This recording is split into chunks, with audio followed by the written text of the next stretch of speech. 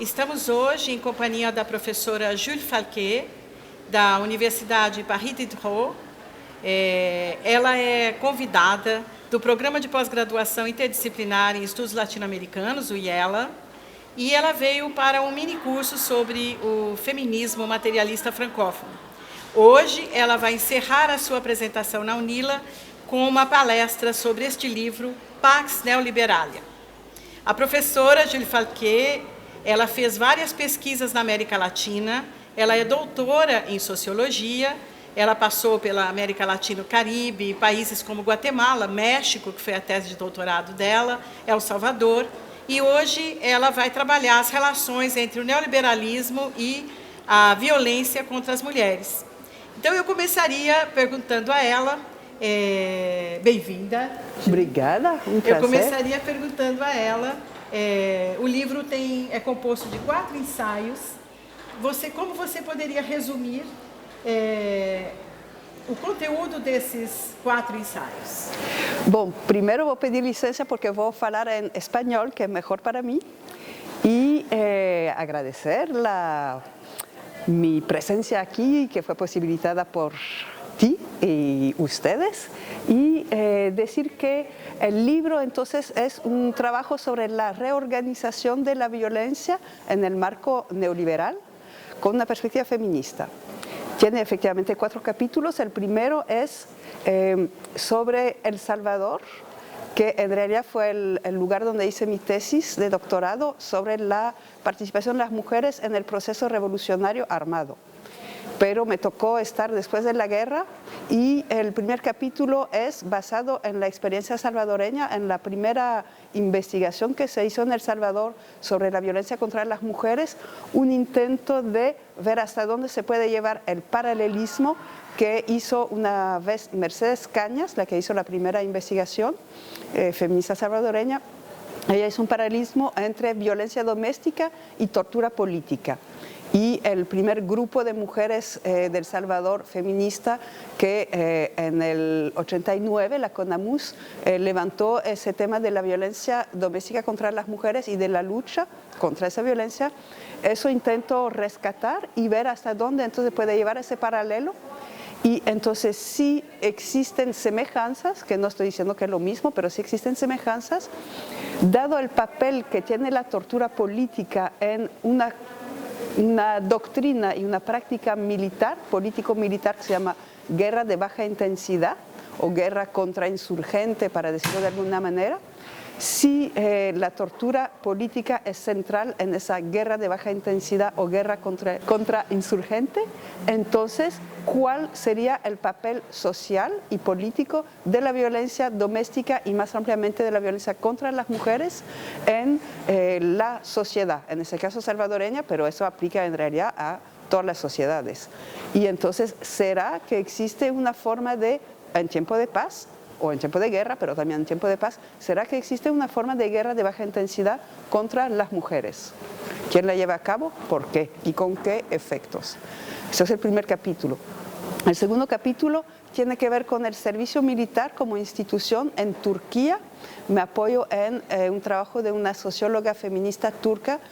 muy interesante, que se llama Pinar Selek, y es el prefacio a su libro, a la traducción al francés, y es un intento de desnaturalizar la violencia y ver cómo está siendo utilizada por la institución del servicio militar y por el Estado para crear un grupo privilegiado, los hombres en ese caso, pero podría ser cualquier otro grupo, y para no tanto inculcarles una forma de virilidad, que yo creo que no es tanto eso, sino que inculcarles el amor y el respeto a la jerarquía social, porque el servicio militar es un tema y el ejército, digamos, es una institución jerárquica y la violencia que está siendo ejercida muy fuertemente contra los jóvenes reclutas y que luego va disminuyendo y todo el mundo lo sabe. Eso es una forma de hacerles ver que si simplemente sin mayor mérito, pero obedeciendo a la jerarquía y pasando progresivamente por la jerarquía. Si lo aguantan, ellos van a tener privilegios. Y el peldaño cero de esa jerarquía es la gente que no hace el servicio militar. En el caso turco son las mujeres, en su conjunto. Entonces también el papel del Estado y la violencia como una herramienta muy claramente utilizada de forma fría, al contrario de lo que parecería una violencia loca, pero más bien en forma fría, utilizada por el Estado para crear un grupo privilegiado y para inculcar el amor y la legitimidad de la jerarquización social. El tercer capítulo y el cuarto tienen elementos conjuntos, digamos, son más de cara a la globalización neoliberal, las nuevas formas de trabajo, de extractivismo transnacional, especialmente minero. Entonces el tercero es sobre los feminicidios seriales sistémicos de Ciudad Juárez, que comenzaron en el 93 más o menos, y intento presentar los diferentes análisis, retomarlos, pero sobre todo tal vez ir un poquito más lejos para proponer ver los feminicidios dentro de la historia político-militar, de nuevo, de largo plazo del Estado mexicano, desde los años 60 y la guerra sucia contra los intentos revolucionarios, y por un lado, y por otro lado, en la actualidad de los nuevos, digamos, de la frontera norte, en especial de las nuevas industrias, uno, maquiladora, y dos, del divertimiento y trabajo sexual, etcétera. Y entonces, como la violencia feminicida, los asesinatos seriales sistémicos son, a mi modo de ver, una cosa que no es únicamente, su causa no es únicamente la misoginia, sino que también tiene componentes muy importantes de clase, ya que son trabajadoras, todas las trabajadoras más importantes, o sobre el trabajo de quienes se gana más dinero en el marco neoliberal, maquila y trabajo del sexo. No, ellas no necesariamente ganan mucho, pero se ganan mucho dinero. Y componentes de raza, en la medida en que muchas son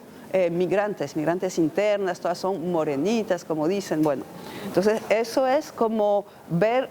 la dimensión, otra vez, instrumental de la violencia, en ese caso para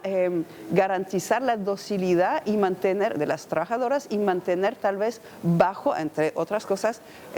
los costos de la mano de obra. Para resumirlo súper resumido, porque también digo otras cosas, una de ellas es cómo esos feminicidios contribuyeron a preparar el terreno psicológico y político para el desate de una guerra terrible y de una violencia terrible por parte del Estado y del narco, que viene siendo casi lo mismo, a partir del 2009. Digamos, a los 15 años, preparado por los feminicidios y el horror de esos feminicidios y su explotación mediática, por el monopolio mediático. E este fechamento com o feminismo descolonial dos povos originários, como você faz esse trabalho? El último capítulo es sobre Guatemala y es retomar de nuevo la historia larga, desde los 80 e incluso mucho antes, de las violencias ejercidas contra las mujeres, y en especial contra las mujeres indígenas, a partir de la visibilización que hicieron varios grupos de mujeres feministas y de lesbianas de la violencia masiva como estrategia de guerra y las violaciones masivas a mujeres indígenas en la política de tierra arrasada en los años 80, y como en los años 2000 hasta la fecha, digamos hasta 2012 en realidad,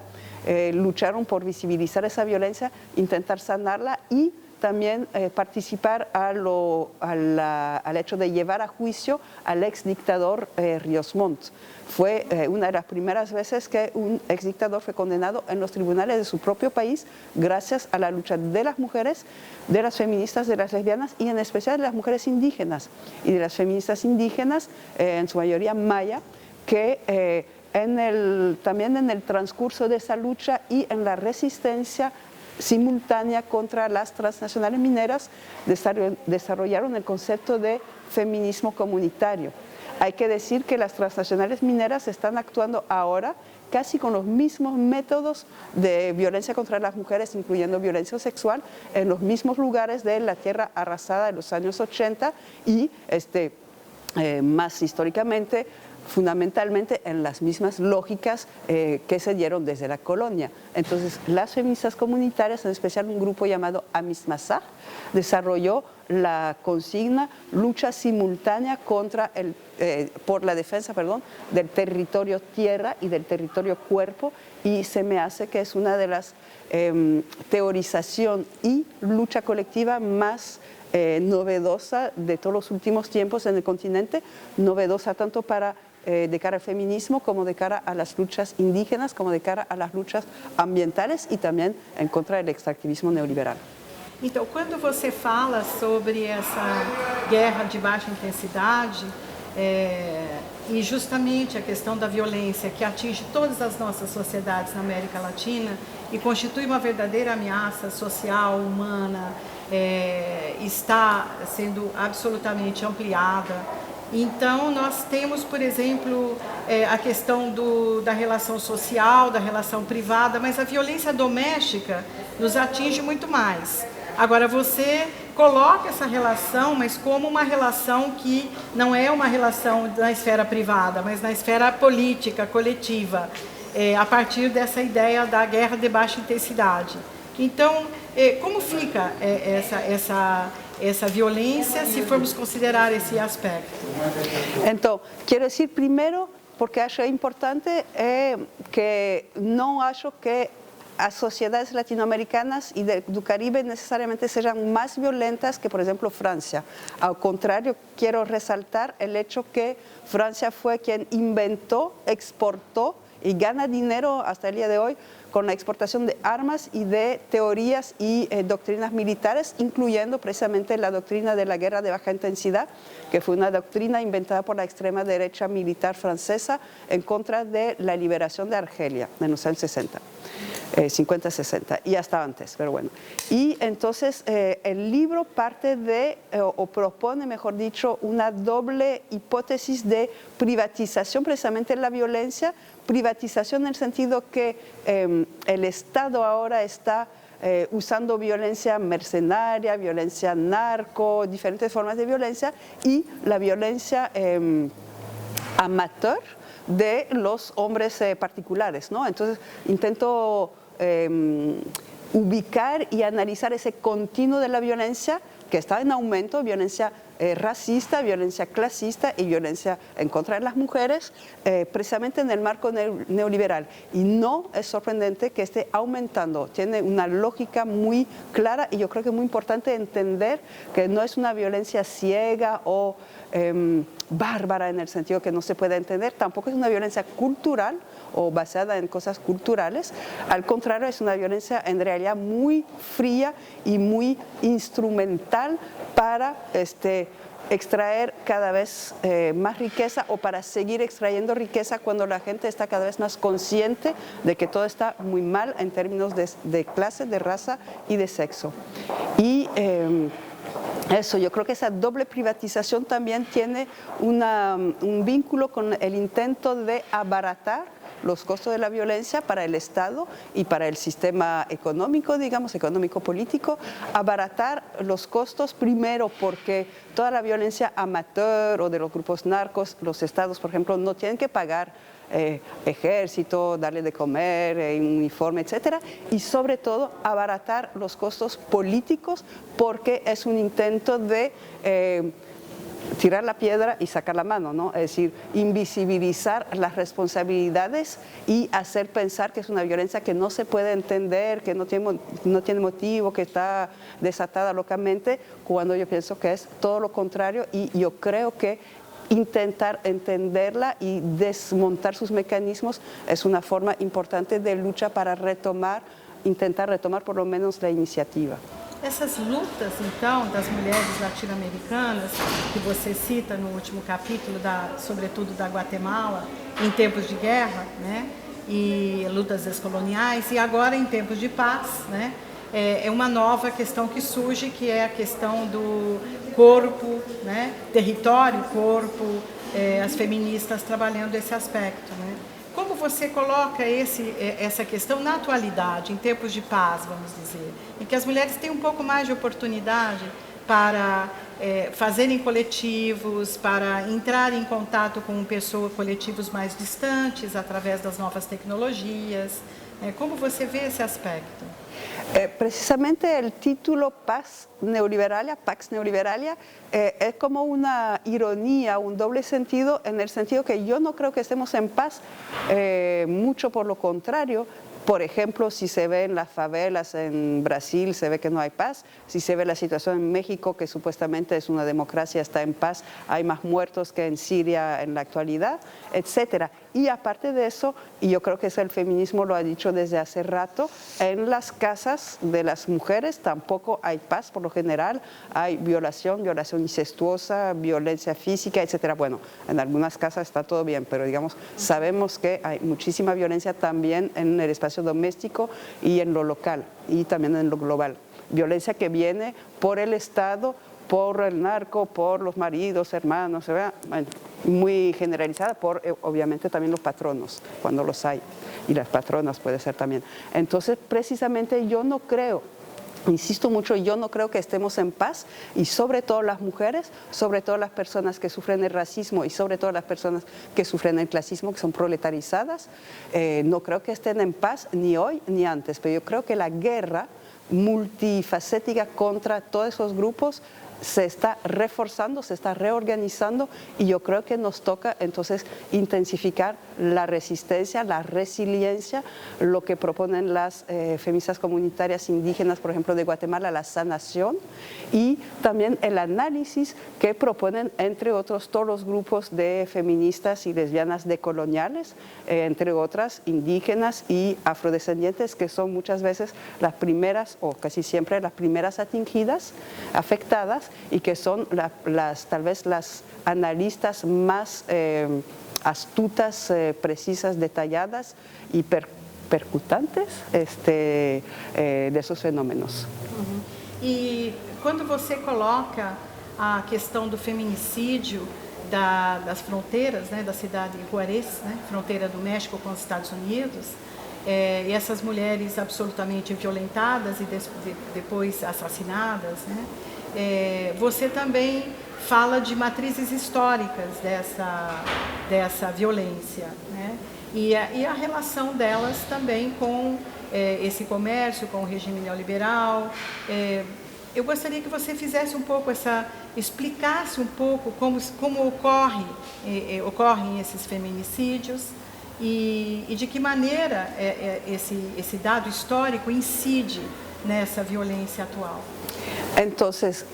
nuevamente, yo parto de la premisa, que yo creo que es muy importante, que la violencia no está vinculada con un impulso psicológico, transhistórico, transcultural, etcétera, sino que la violencia es una herramienta que se usa en determinadas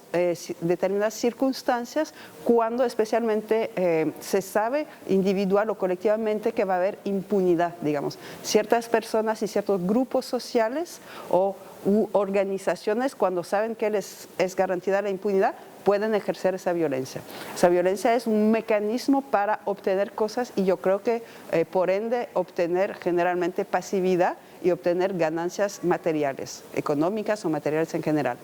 Y entonces no es natural y se tiene que enseñar, porque la gente no sabe, por ejemplo, en el caso de México, de las decapitaciones, o también en las cárceles brasileñas, la gente no sabe decapitar así como cuando nace o se aprende. Y eso se aprende, entre otras cosas, en los ejércitos, y, por ejemplo, un lugar de aprendizaje muy central para ese continente, con el apoyo de Francia y de Estados Unidos, ha sido la Escuela de las Américas en Panamá, donde todos los militares del continente, con, ¿cómo se llama?, orden de pago, etcétera, todo muy, entre comillas, transparentemente, aprendieron técnicas contra insurgentes y doctrinas contra insurgentes insurgentes. Entonces yo creo que eso es un elemento histórico fundamental y esos militares, muchos de ellos, o policías, pero en el caso de México, en el 68, a raíz pues 65 y 68, a raíz de los levantamientos foquistas, el gobierno se asustó y mandó policías a formarse en las escuelas, en la Escuela de las Américas, a aprender técnicas contrainsurgentes, formaron la Brigada Blanca y esos policías en un momento dado salen de la policía y van a aumentar las filas de, por ejemplo, los grupos narcos. Lo mismo ocurre en el 94 con los GAFAS, ¿no? ¿Cómo se llamaron? Un grupo especial formado en diferentes cuerpos militares mexicanos. El gobierno los mandó formar en técnicas contrainsurgentes y luego varios de ellos desertaron y son los que han formado especialmente el grupo Z, que es un grupo paramilitar que vino a transformar totalmente y a militarizar los grupos narcos que en un primer momento eran grupos más bien de comerciantes con un producto ilegal, pero comerciantes. La intromisión de gente formadas en lo paramilitar, eso fue lo que transformó esos grupos narcos en organizaciones ya no comerciantes, sino que mafiosas y paramilitarizadas que ejercen ya una violencia desatada, entre comillas. En realidad, si no, a los narcos, por ejemplo, tradicionales no les interesa que haya violencia, les interesa comerciar en paz. Entonces, eso es, yo creo que un elemento para entender, para historicizar esa violencia, esa militarización o paramilitarización privatización de la violencia, en vez de pensar, por ejemplo, que México es un país violento o Ciudad Juárez es una ciudad que mata a las mujeres. No es la ciudad, no es la cultura, no es, el machismo es un epifenómeno de todo eso. El fondo es un entrenamiento y una garantía de impunidad hacia ciertos grupos para ejercer una violencia que no es un impulso, sino que es un instrumento, y repito, fríamente utilizado, aunque lo hacen de forma que parezca que es loco, pero precisamente para tapar la intencionalidad. Yo creo que eso es interesante y entonces hay un libro de Diana Washington, una periodista creo que chicana, sobre los feminicidios de Ciudad Juárez, que ella precisamente da esa pista sobre, por ejemplo, deserción de gente de la famosa Brigada Blanca Mexicana para los grupos narcos en Ciudad Juárez, y yo creo que, por ejemplo, eso es un elemento que me dio pie para pensar todo eso, o yo no soy la única en haberlo pensado, obviamente, ¿no? Pero digamos para subrayar esa lógica y esos mecanismos. Professora Julie Falquet, muito obrigada por essa charla. Muito obrigada a você. Foi um prazer.